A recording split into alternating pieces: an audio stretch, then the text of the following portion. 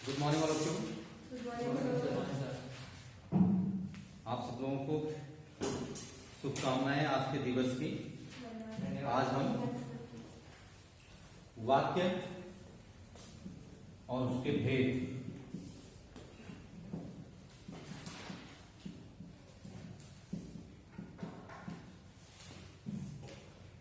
को पुनः जानेंगे। आप मुझे बता सकते हैं कि वाक्य किसे हम वाक्य कहते हैं? बताओ रघुवीर। शब्दों के सार्थक समूह को वाक्य कहते हैं। या आपको कोई भी रटी परिभाषा नहीं बोलनी है, आपको जो समझते हैं शब्द। आप ये बताइए, भाषा प्रारंभ कहां से होती है? भाषा कहां से प्रारंभ होती है? वर्ण से। वर्ण से ये क्रम चलता है, वर्ण से फिर शब्द की ओर पड़ी, और शब्द से फिर की ओर, शब्द से अर्थ, अर्थ से फिर वाक्य, फिर वाक्य बनता है। फिर वाक्य क्या होती है? अभिव्यक्ति।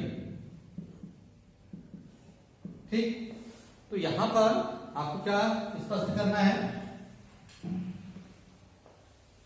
यहां पर हम किस पर चर्चा कर रहे हैं? वाक्य। तो वाक्य हम कह सकते हैं कि दो या दो से अधिक, दो या दो से अधिक शब्दों का सार्थक समूह जो क्रिया की उपस्थिति में अपना सार्थक अर्थ देने में समर्थ। समर्थ से यहां क्या अभिप्राय है? दे सकता हो, जो सही अर्थ दे सकता हो। जैसे मैंने कहा राम श्याम गीता, एक उदाहरण हमने यहां पर लिया, राम श्याम गीता। मुझे बताइए, क्या ये जो है एक सेंटेंस है, वाक्य है? क्या कमी है इसमें? क्योंकि इसमें क्या है, सबसे पहले क्रिया की उपस्थिति होनी जरूरी है। यहाँ पर क्रिया नहीं है, ठीक है। और यदि आप यहाँ पर राम श्याम व गीता विद्यालय जाते हैं, ये आप जाकर के क्या बन गया? आपका वाक्य बन गया, क्योंकि इसमें क्रिया भी लगी है और पूर्ण अर्थ देने में समर्थ है। राम श्याम गीता और विद्यालय, अगर इसको इतना ही बनाएंगे आप तो ये सेंटेंस आपका नहीं होगा। तो यह था आपका वाक्य। अब हम चलते हैं। इससे पहले आप लोगों ने पढ़ा होगा कि कक्षा 9वीं में हमने वाक्य के दो आधार होते हैं। कौन कौन से बताइए कामाक्षी?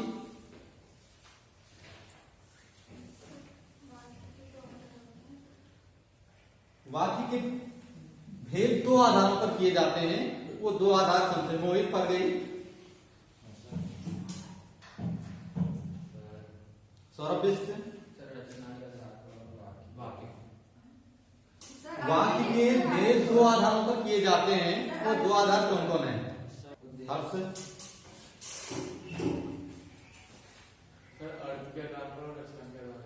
अर्थ के आधार पर, बिल्कुल सही। पहला अर्थ के आधार पर, बैठ जाइए। अर्थ के आधार पर। दूसरा रचना के आधार पर। ठीक, आप जो है अर्थ के आधार पर हम कक्षा 9वीं में इस पर क्या है चर्चा कर चुके हैं, जान चुके हैं। आपने देखा कि बता सकता है कोई अर्थ के आधार पर कोई वाक्य के भेद? कोई एक बताओ रक्षी।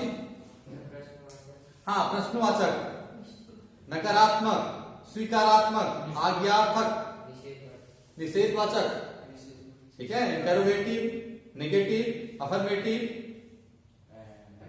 और एक्सक्लेमेटरी। यस, तो ये सब क्या होते थे? अर्थ के आधार पर। अब यहां पर हमको किस पर पढ़ना है? रचना के आधार पर। हमें कौन सा आधार लेना है? रचना के आधार रचना के आधार पर।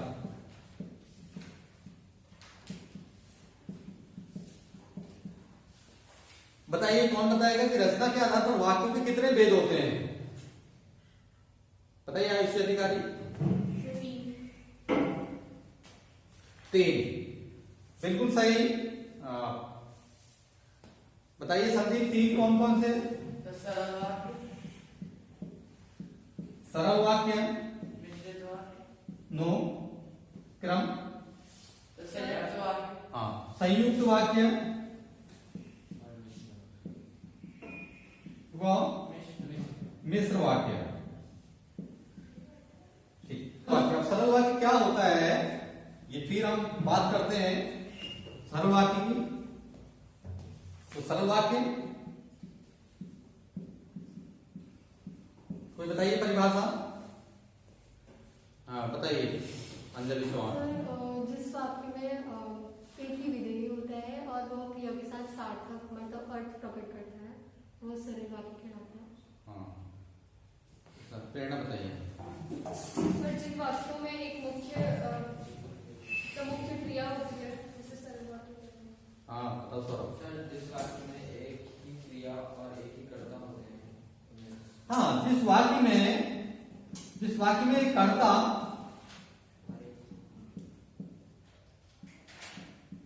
कर्ता वो क्रिया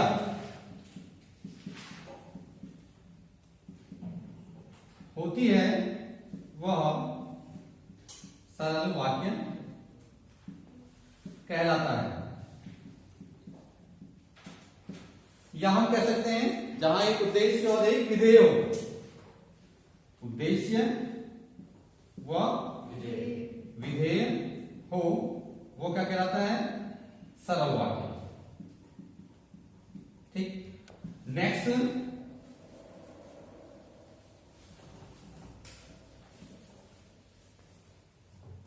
संयुक्त वाक्य।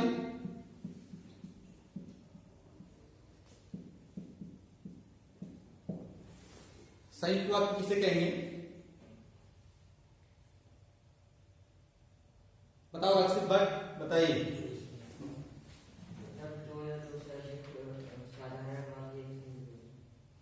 हाँ जहां पर बिल्कुल सही कहा, लेकिन एक चीज छोड़ दी है आपने, एक चीज और होती है। हाँ आयुष अधिकारी बताइए।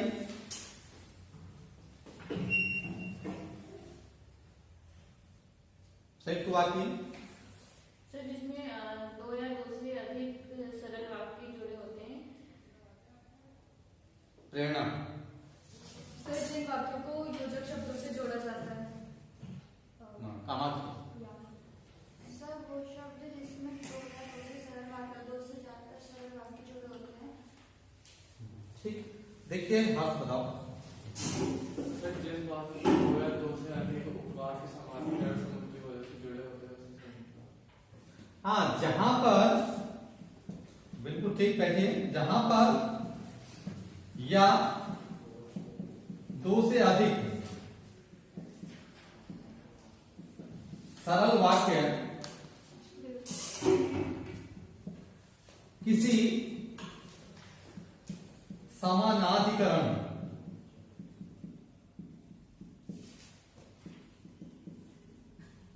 समुच्चय बोधक शब्दों से जुड़े होते हैं वे संयुक्त वाक्य कहलाते हैं।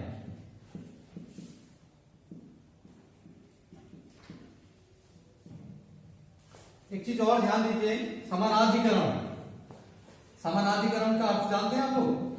मैंने बताया था एक दिन। समान अधिकरण, समान धन अधि कर जोड़ने वाला, समान रूप से आधा कर देगा फिर उसको जोड़ देगा, वो समानाधिकरण समुच्चय बोधक। जैसे इनमें क्या क्या समानाधिकरण समुच्चय बोधक शब्द कौन कौन से होते हैं? और, बताइए। या, इसलिए, इसलिए, नहीं, या, किंतु, किंतु, परंतु, तथा, अतः, तथा, वेरी गुड, अतः, वरना, अन्यथा, अन्यथा, एवं। तो ये क्या है? समानाधिकरण समुच्चय बोधक है। ये कहाँ लगते हैं? ये बीच में जुड़ेंगे हमेशा। जो सेंटेंस होगा लगभग ये हमेशा आधे पर जुड़ करके जो है वाक्य को क्या कर देंगे? एक वाक्य बना देंगे। दो सरल वाक्यों को जोड़ देंगे आपस में समानाधिकरण समुच्चय बोधक बीच पर जुड़ करके। जैसे उदाहरण, राम जाता है और श्याम खेलता है। तो आपने देखा ये क्या था? संयुक्त वाक्य। एक सेंटेंस ये है, एक सेंटेंस ये है, और बीच में क्या जुड़ गया है आपका? और ये क्या है आपका? समानाधिकरण समुच्चय बोधक है। राम और श्याम खेलते हैं।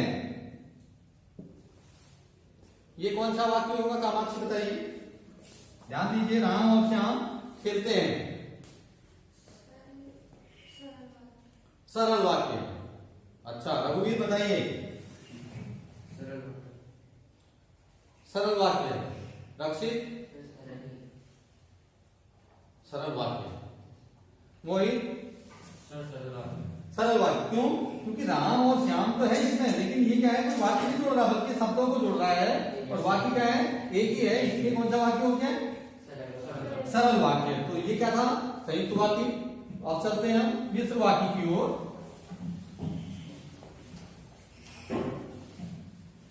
मिश्र वाक्य क्या होता है? मिश्र वाक्य। मिश्र वाक्य का मतलब क्या है? जिसमें एक से अधिक उपवाक्य जोड़े जाते हैं, या एक से अधिक वाक्य आश्रित उपवाक्यों की सहायता से जोड़े जाते हैं। एक से अधिक वाक्य आश्रित उपवाक्यों की सहायता से जोड़े जाते हैं, जहां पर तो यहां परिभाषित कर सकते हैं। ये जरूरी नहीं किताब में आपकी कोई परिभाषा लिखी हो, इससे मतलब नहीं है। आपको केवल कैसे जुड़े जाते हैं, क्यों जुड़े जाते हैं, कहां पर जुड़ा जाता है, ये आना चाहिए। जहां पर एक से अधिक वाक्य आश्रित उपवाक्यों की सहायता से जोड़े जाते हैं, वे क्या कहलाते हैं? मिश्र वाक्य कहलाते हैं।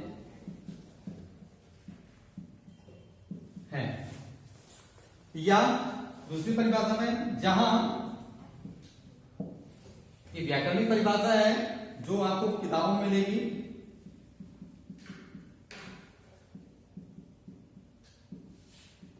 और ये मैंने आपको सामान्य परिभाषा बताई थी जिसको हम अपनी समझ से, जहां पर एक प्रधान वाक्य और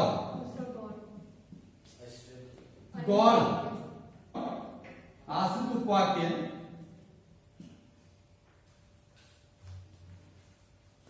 या आश्रित उपवाक्य, अब ये जुड़ेंगे किससे? किसी व्यधिकरण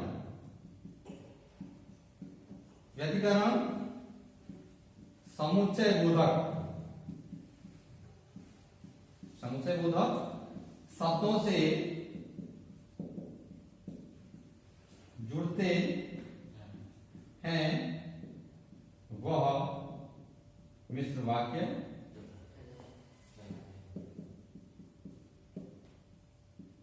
कहलाता है। अब हमने इससे पहले बात की थी किसकी?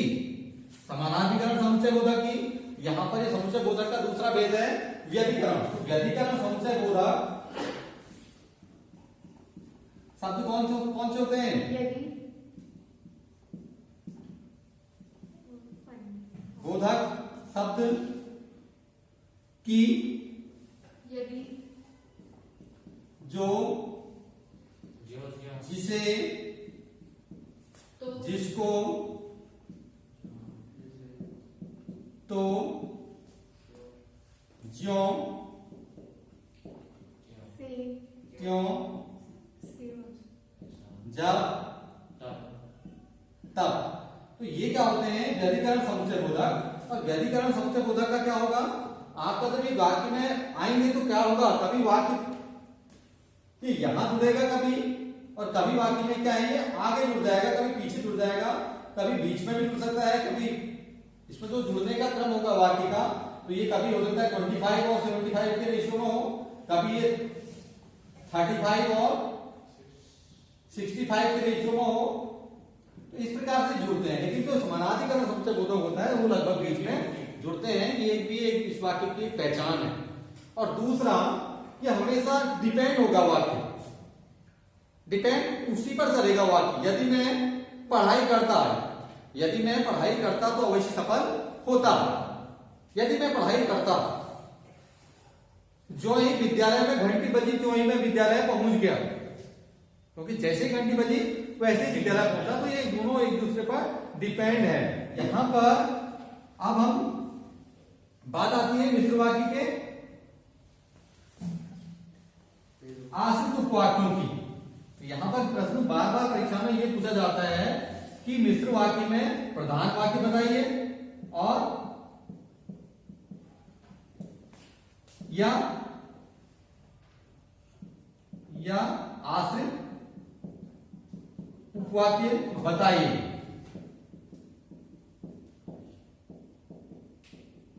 देखिए, अब आश्रित उपवाक्यों के कितने भेद होते हैं? 3 भेद होते हैं। कौन कौन से? संज्ञा आश्रित उपवाक्य, संज्ञा आश्रित उपवाक्य, विशेषण आश्रित उपवाक्य, ओके, विशेषण और सिर्फ क्रिया विशेषण आश्रित उपवाक्य। आश्रित उपवाक्य और क्रिया विशेषण आश्रित उपवाक्य।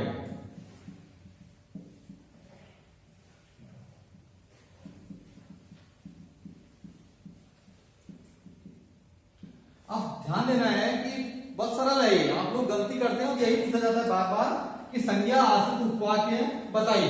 तो संज्ञा आश्रित उपवाक्य होते हैं वो प्रायः किसे जुड़े होते हैं? प्रायः।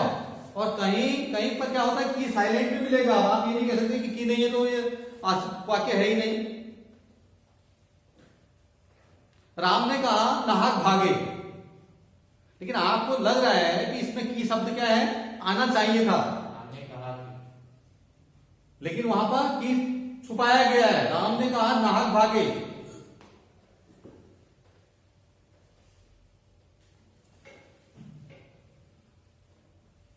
मैं ऐसा करता पकड़ा जाता, क्या आना चाहिए था? तो ये तुम्हारे दिमाग में लगता है। कभी कभी ऐसे भी सेंटेंस आएंगे कि आपको जज करने पड़ेंगे, अपने आप जो है सोचना पड़ेगा कि यहां पर क्या शब्द आ रहा है। तो ये जहां पर की आएगा तो ये क्या हो जाएगा आपका वाक्य में? संज्ञा होगी। हीरा ने कहा, ये हीरा ने कहा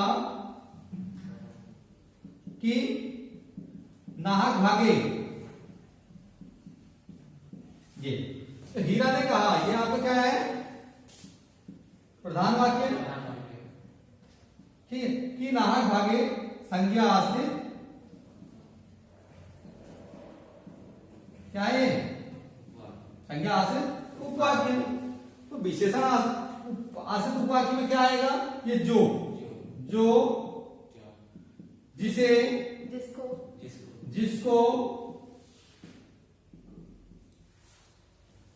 ये विशेषण आश्रित उपवाक्य प्रायः जो से स्टार्ट होंगे। जो, जिसे, जिसको, जिसने। और क्रिया विशेषण आश्रित उपवाक्य क्या होंगे? ज्यों, त्यों,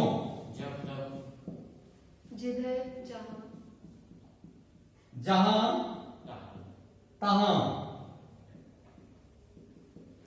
जब तब। तो ये जो है इस प्रकार से जहां पर क्रिया विशेषण, जो ही घंटी बजी, क्या आ गया आपका, यह वही व्यक्ति है, यह वही है जिसने पुरस्कार प्राप्त किए। इसमें आपका प्रधान वाक्य क्या है, यह वही व्यक्ति है, प्रधान वाक्य आ गया आपका, और ये जिसने पुरस्कार प्राप्त किए, ये विशेषण, विशेषण आश्रित उपवाक्य। फिर तीसरा ये हो गया आपका क्या है, संज्ञा, ये विशेषण, और ये आपका क्रिया विशेषण।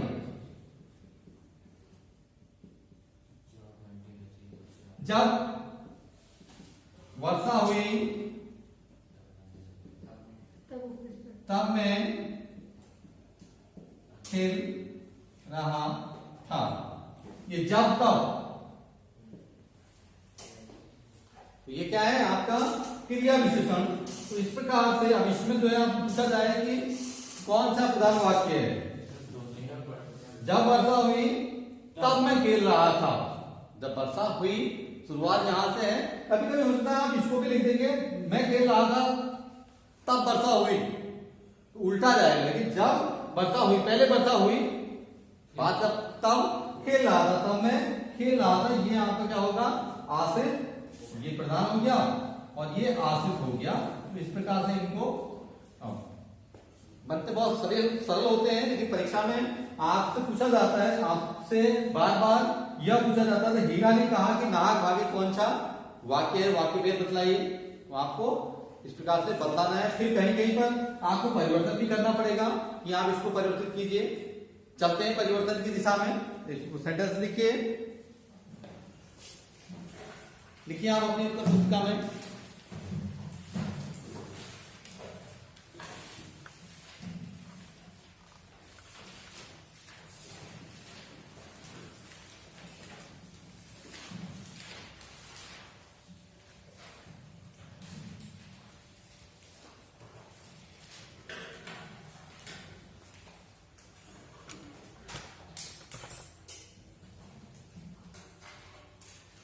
देखिए, जो व्यक्ति मेहनती होते हैं,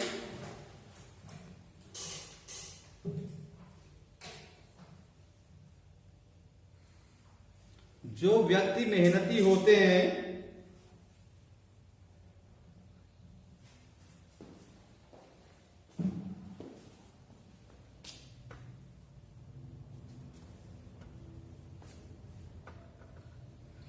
जो व्यक्ति मेहनती होते हैं वे अच्छे लगते हैं।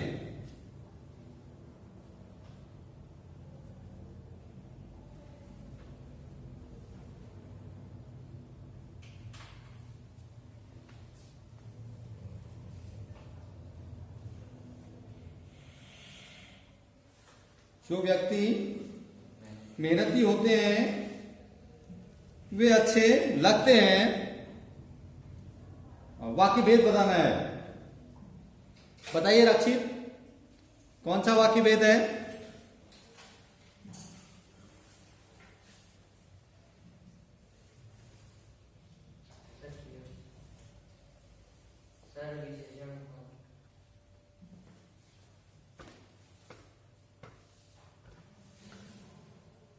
देखिए, बोर्ड में जो सेंटेंस दिया गया है उस पर ध्यान दीजिए आप। लिखा गया है, यह वही व्यक्ति है जिसने पुरस्कार प्राप्त किया, और विशेषण आश्रित उपवाक्य में प्रायः जो, जिसे, जिसको आ रहा है। और मैंने बोला था जो व्यक्ति मेहनती होते हैं वे अच्छे लगते हैं। तो कौन सा आपका कौन सा वाक्य हुआ है? हाँ, विशेषण आश्रित उपवाक्य। लेकिन वाक्य कौन सा हुआ पहले? मिश्र वाक्य। आश्रित उपवाक्य वाक्य नहीं हुआ है। ये कौन सा वाक्य हुआ? मिश्र वाक्य। यदि आपसे पूछा जाए कि कौन सा आश्रित उपवाक्य इस वाक्य में है, तब आप कहेंगे जो व्यक्ति मेहनती होते हैं, जो व्यक्ति मेहनती होते हैं वे अच्छे लगते हैं। लेकिन यहां पर ध्यान देना है, जो व्यक्ति मेहनती होते हैं ये क्या है आपका सर विशेषण विशेषण आश्रित उपवाक्य। लेकिन इसमें प्रधान वाक्य क्या होगा? नहीं, जो ये प्रधान नहीं होगा, जो से जो स्टार्ट होगा उनको वे अच्छे लगते हैं, क्योंकि वह क्या है प्रधान वह होगा, क्योंकि जो तो फिर यहां पर आपका आश्रित उपवाक्य जुड़ रहा है, बन रहा है। ठीक है, फिर लिखिए अब इसको जो है आपको सरल वाक्य बनाना है। बैठ जाइए। आयुषी अधिकारी, इस वाक्य का सरल वाक्य बताइए।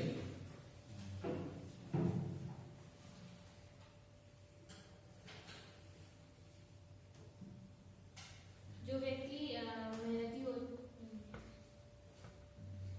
सरल वाक्य बनाना है आपको।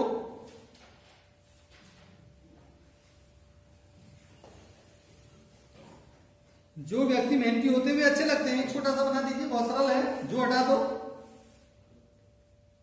मेहनती व्यक्ति अच्छे होते हैं। बताइए कामाक्षी। सर जो मेहनत करते हैं वो अच्छे लगते हैं। हर्ष बताइए।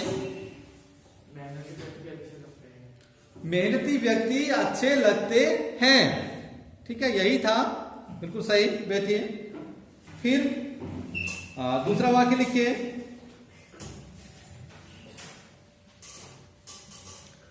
पवित्र हृदय वाले व्यक्ति को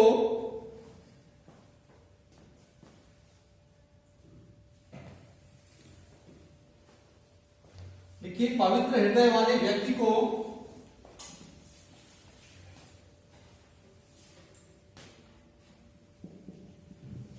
पवित्र हृदय वाले व्यक्ति को कोई भयभीत नहीं कर सकता।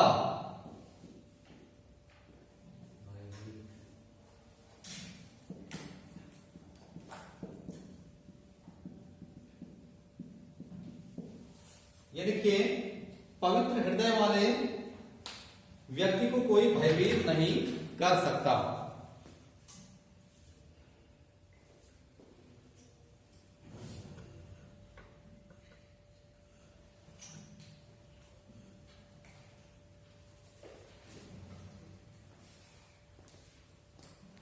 बताइए सौरभ सिंह बिष्ट, वाक्य का भेद बताइए। इसका कौन से वाक्य का भेद है ये?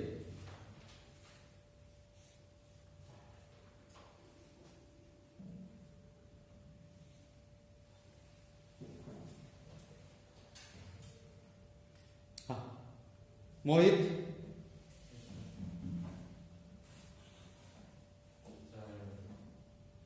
अरे ध्यान दीजिए, बहुत सरल है, इतना तो देर लगनी नहीं चाहिए इसमें। पवित्र हृदय वाले व्यक्ति को कोई भयभीत नहीं कर सकता। बेटा नो ऑप्शन मत लीजिए। आपका अगर सही है तो आपका राइट उत्तर निकलना चाहिए। ये नहीं कि आप हर जो है पहले आपने सरल कहा, फिर संयुक्त कहा, फिर मिश्र कहा, ये नहीं। आपको सीधे, अगर आप कंफ्यूज नहीं होना बिल्कुल भी। बताइए अंजलि चौहान। सरल वाक्य है ना, जो पवित्र हृदय वाले व्यक्ति को कोई भयभीत नहीं कर सकता। कहां इसमें जो है, कहां इसमें की है, कहां जब तब है, सब सुन रहे हो? फिर क्या पता थी इसमें, तो ये क्या है आपका सरल वाक्य। बैठ जाइए। तो इसको हमने मिश्र वाक्य में बदलना है। आप इस वाक्य को मिश्र वाक्य बनाइए। बनाओ प्रेरणा, बताइए क्या मिश्र वाक्य होगा इसका। जो व्यक्ति पवित्र हृदय वाले होते हैं वो कभी भयभीत नहीं होते। बिल्कुल सही। जो व्यक्ति पवित्र हृदय वाले होते हैं वे कभी भयभीत नहीं होते। जो जोड़ देना था, की जोड़ देना था, जिसे जोड़ देना था, जिसका जोड़ देना था, तो वो सब आपका क्या बन जाता? मिश्र वाक्य। बैठिए, तो लिख लीजिए इसको।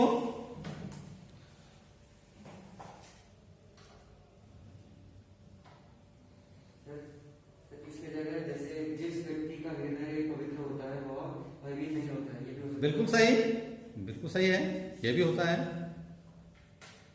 नेक्स्ट तीसरा सेंटेंस फिर लिखिए।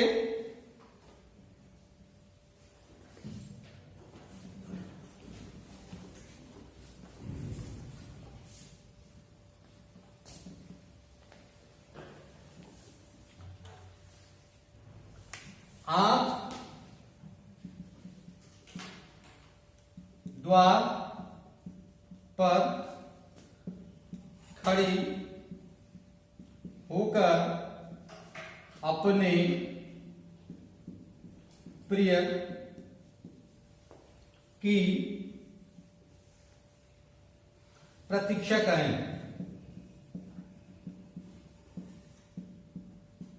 एक वाक्य फिर आपके सामने है।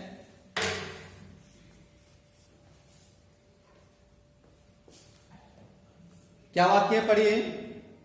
आप द्वार पर खड़ी होकर अपने प्रिय की प्रतीक्षा करें। अपने प्रिय की प्रतीक्षा करें, इसको आपने संयुक्त वाक्य बदल देना है। तो संयुक्त वाक्य में आपको ध्यान देना है, क्या लगाना है, समानाधिकरण समुच्चय बोधक शब्द जोड़ करके दो वाक्य बना देने एक ही वाक्य के। आप बताओ संदीप। आप द्वार पर खड़ी रहें और अपने प्रिय की प्रतीक्षा करें। हाँ, आप द्वार पर खड़ी रहें और अपने प्रिय की प्रतीक्षा करें। दूसरा कोई और बताना चाहेगा? तो यह क्या था आपका संयुक्त वाक्य बन गया।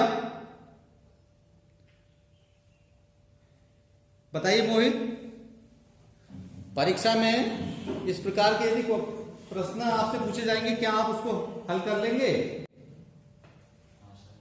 कर लोगे ना? और कोई परेशानी किसी बच्चे को, और कोई परेशानी बताइए।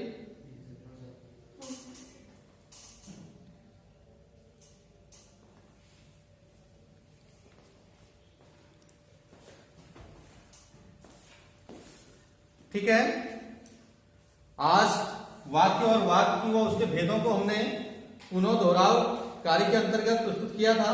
मैं आशा करता हूं कि सारे विद्यार्थियों को यह भली भांति समझ आ गया होगा। इसी के साथ आप सभी का धन्यवाद।